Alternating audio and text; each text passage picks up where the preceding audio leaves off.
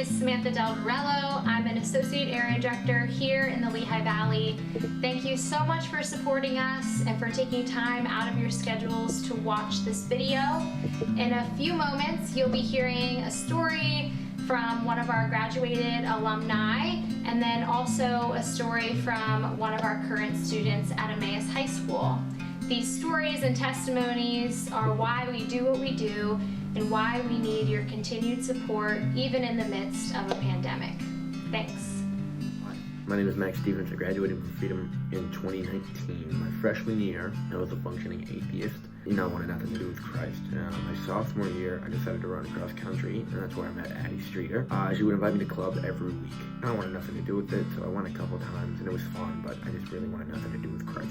Then junior year, I had class with her sister Emily Streeter, and they needed a guitar player, and so she asked me, and I just kind of wanted to show people that I could play guitar. So I went, and during club, there's the talk, where Pete talks about how a story from our lives can relate to a story from the Bible.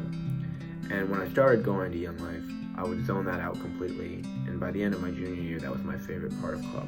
I tore my ACL my junior year, and I didn't know what to do because my identity was always found through lacrosse, and so I didn't know where to turn. And so the Streeters invited me to go to camp during the summer, so I went because I had nothing else to do because I wasn't playing lacrosse. And it was there where I found Christ, and I dedicated my life to Him. And so now, my identity is found through Christ. I determine my life on how I follow Him in my relationship with Him and what He's doing through me instead of how I perform. For that, I'm forever grateful. Hi, my name is Hallie Jeanette, and I'm a senior at Emmaus High School.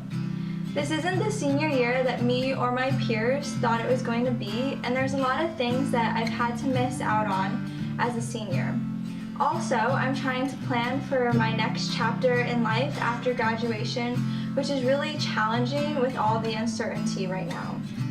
I've been a part of Emmaus Young Life since my freshman year.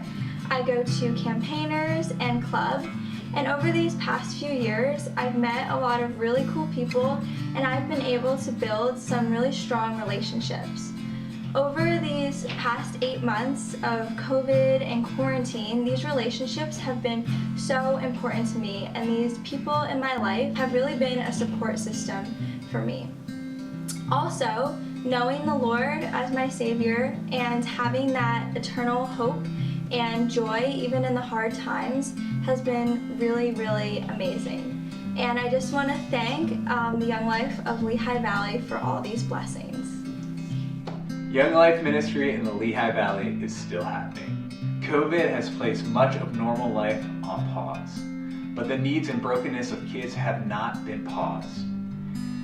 Fortunately, the love of Jesus Christ has also not been paused. He still loves them, knows them, and wants a relationship with them. And because of this, our staff and our volunteers are still pursuing kids in all of our existing ministries. We've hired Sarah Collins on part-time staff to grow our wildlife ministries in the city of Bethlehem. We've also hired a new staff person to begin ministry in the city of Allentown. As we continue Young Life ministry in the Lehigh Valley, our budgeting needs remain the same. Typically in October, we have a fundraising banquet that raises $50,000 to $70,000. Our goal with this appeal is that we would replace those donations. For that to happen, this is what it would need to look like.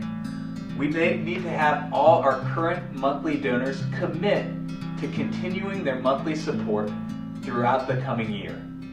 In addition to that, we need another 50 to 60 people to give a donation one time of $500 or begin a new monthly donation of $50 a month.